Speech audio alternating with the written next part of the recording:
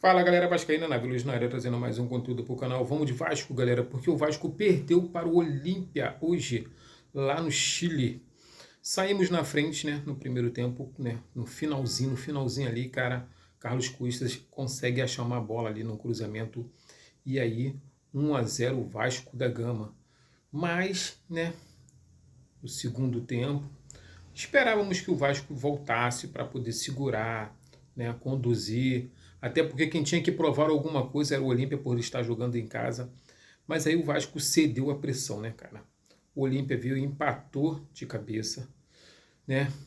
Além de empatar, o Olímpia vai e vira 2-1 de cabeça e o terceiro gol também de cabeça, né?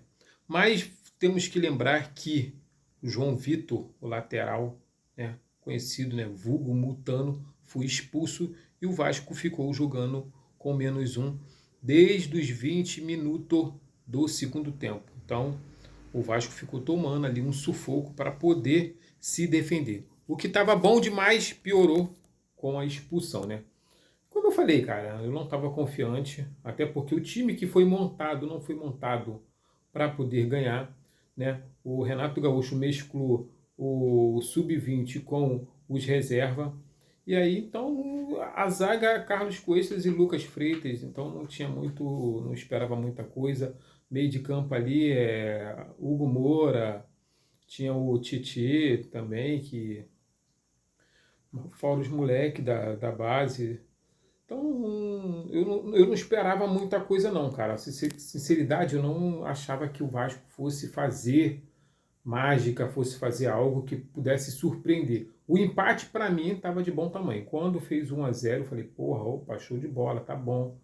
Né? Se a gente conseguir segurar né, conseguir segurar 1-0, tá de bom tamanho. Mas, né, sabendo a qualidade do time, sabendo como, né, o time que está jogando em casa, ele costuma vir para cima, não deu outra. O Vasco, né, conseguiu ceder aí a pressão e o Olímpia veio, fez o dever de casa, veio para cima e conseguiu abrir 2 pontos de diferença. Acontece que o Olímpia conseguiu acabar, né, praticamente, se eu não me engano, com um saldo de gol do Vasco da Gama. O Vasco agora está com, acho que é com 1 de saldo de gol e o Olímpia parece que foi para 2 de saldo de gol. Acontece que o Olímpia começou com 0 de saldo de gol, cara. E o Vasco, se eu não me engano, 2. E aí o Vasco agora está com 1 e o Olímpia está com 2 de saldo de gol. O Vasco agora vai pegar na Sul-Americana o Barraca Central, em São Januário. Então, cara, o Vasco agora tem que abrir pelo menos 2-0 a 3-0 no Barraca Central, em São Januário, para poder pegar a liderança de volta. E nós temos que torcer para um empate do Olímpia com o Audax. E aí o Vasco fica bonito se classificando em primeiro lugar. Caso isso não aconteça, o Vasco empatando ou ganhando, né? E o Olímpia também fazendo o dever de casa deles lá, ganhando, o Vasco se classifica em segundo. Eu não tô vendo assim uma esperança na Sul-Americana, né, cara? Não sei se o Vasco conseguir avançar nas oitavas, nas quartas, o Renato Gaúcho vai se animar para poder começar a botar o time titular para poder jogar a Sul-Americana. Vamos ter contratações no meio do ano, né? Já foi prometido que vai vir contratações pontuais para poder estar ajudando o Vasco da Gama para que a gente possa sonhar com coisas melhores. Se vier realmente essas 3, 4 contratações que possa ajudar realmente o Vasco da Gama, possa ser que na Sul-Americana o Renato Gaúcho possa entrar com um time melhor, mais qualificado. Temos aí também a Copa do Brasil, né? Que o Vasco também está jogando, mas ele já deixou bem claro que o Brasileirão é o campeonato em que ele vai se dedicar para que o Vasco não venha cair, até porque esse time ainda não passou confiança. Então é isso aí, galera, não tem muito o que falar, né? Vamos ter uma quinta-feira enjoada, chata, tendo que aturar aí agora os rivais que vão estar jogando agora pela Libertadores. E aí, falar em Libertadores, eu queria falar um negocinho. Cara, vou te falar, meu Deus, mano, se a gente for comparar a Libertadores com a Sul-Americana, esquece, irmão. Os times estão muito abaixo, cara, na Sul-Americana.